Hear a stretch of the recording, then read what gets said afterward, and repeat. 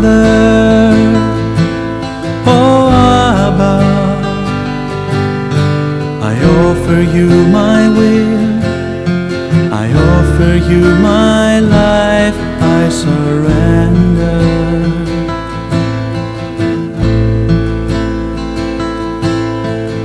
Father, oh Abba, I offer you my will, I offer you my life, I surrender.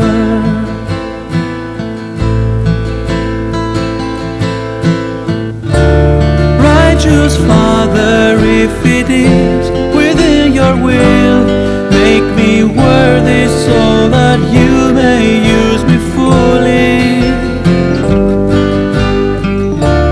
Righteous Father, if it is within your will, make me worthy so that you...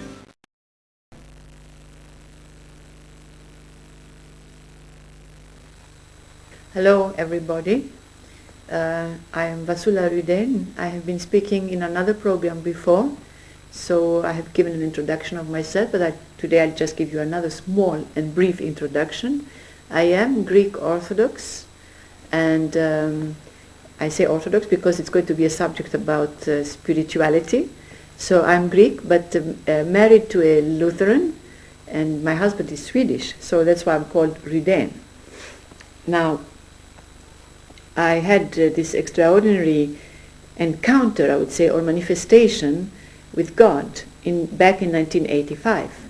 And it's something that I've been asked to share with all of you.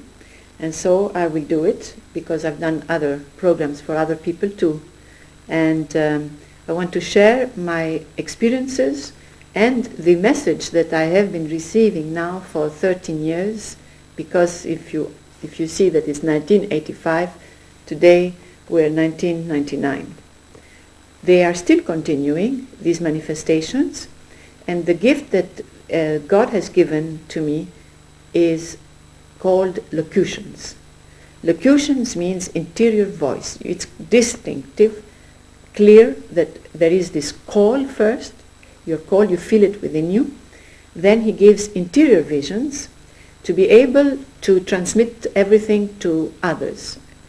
This gift is not, as he said, is not to be kept for yourself, but to be able to give it to others, and it's for the benefit of the church. When God intervenes, he usually does intervene when times are getting very bad.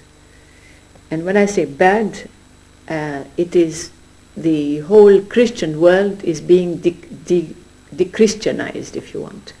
That people that once believed do not believe, once that they were fervent goers in the church, they don't go so much anymore, and there is atheism that's growing into the world today because of rationalism. Now, whenever something happened that disturbed, if you want, the flow of the spirituality of the church, something goes wrong, God always intervened. And why? It's not just so that he comes and twists our arms and says, yes, you must believe because I exist. No. If he intervenes, it's for our own good. Because we are today here, living in this world, but tomorrow, when we leave this world, we go somewhere else. And he wants us to be all in heaven. He doesn't want to lose anybody. Now, I know there will be skeptical people saying, well, heaven doesn't really exist and all this is a myth and all this. Well, this is what I'm talking about. That's why God intervenes, because of this sort of people that have lost their faith. And I was one of them, but not that I've totally lost my faith. I was not a churchgoer at all. I was not even looking for God at all. Now, it came in 1985, something that, as I said in my previous film that I made, I was not looking for God when God intervened, and he chose me. He didn't come to me directly. He sent my guardian angel first to bring me to God after a big purification, after seeing all the sins that offended God in the past before 1985. And when I realized how I offended, or because he showed them to me with the spiritual eyes, if you want, of my soul, and I saw, if you want, the past coming back to life again, and I saw them with God's eyes. After that purification, because I really regretted all what I had done, God was already preparing me to meet him.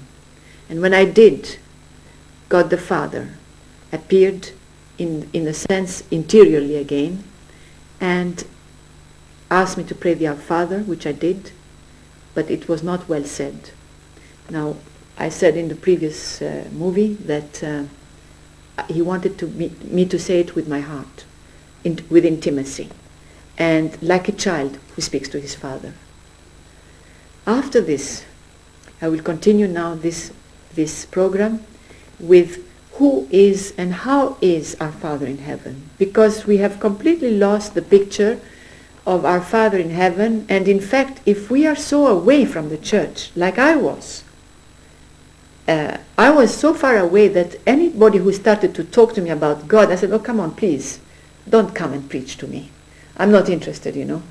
I was that sort of person. But it seems like as if God had to come and break the door to me so that he converts me. And I think that nobody, not even a priest or anybody who is a very good speaker, could have done this to me, except when God himself came and broke this barrier that between he and I.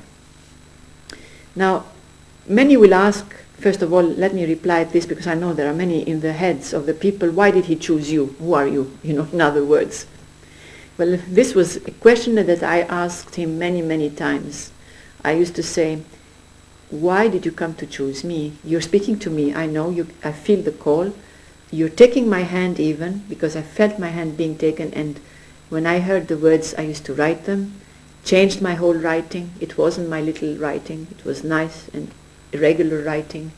There are many supernatural manifestations. So I used to ask him, why did you come to me? I never went to church, I never prayed, I never thought of you. I can't say that I loved you because I did not know you. So why do you come to me telling me that you're going to give me messages to transmit to the people? And first of all, how and where and in which way would I go and transmit these things to people? They will not believe me. They would just tear them into pieces, whatever I give them, like confetti, and throw them over me. So for me it was a big problem to digest, because I would say, just put yourself in my position, like suddenly you don't believe in all these things, and then suddenly you hear God, and he's there, his presence is there, he speaks to you, and he tells you, it is I, God, your Father, who speaks to you, but when he speaks, he also gives you the grace to believe that it is happening. So you would have a problem. You would say, why me? Is it possible that you come to me and speak to me in such a simple way? And you will have doubts coming up. It will be waves of doubts which torment you, because these doubts were really tormenting me. And I would always reject and say, no, it can't be. And then his answer would be, I chose you because you are the most wretched person on this earth. Did you not know that wretchedness attracts me? He would say. And so I didn't know what the word wretched meant in exactly God's thinking. It means the most miserable, the most, I would say, miserable creature on earth. It doesn't mean bad in a sense of, having committed crimes and all this, but misery. Misery in the sense of the soul. In the miserable souls, he would go to them and speak to them. Wretched for God, as somebody had explained to me, a priest, does not mean the wretched that we believe. It means a misery that God pities. And so he comes and intervenes. And he says, through your wretchedness, I shall show my mercy. That means whoever believes that he's wretched, there's still hope for you, because God will go and intervene and raise you. He goes even to the wretched. So through my wretchedness, I shall show my mercy. So when God the Father had spoken in this way, I felt him so much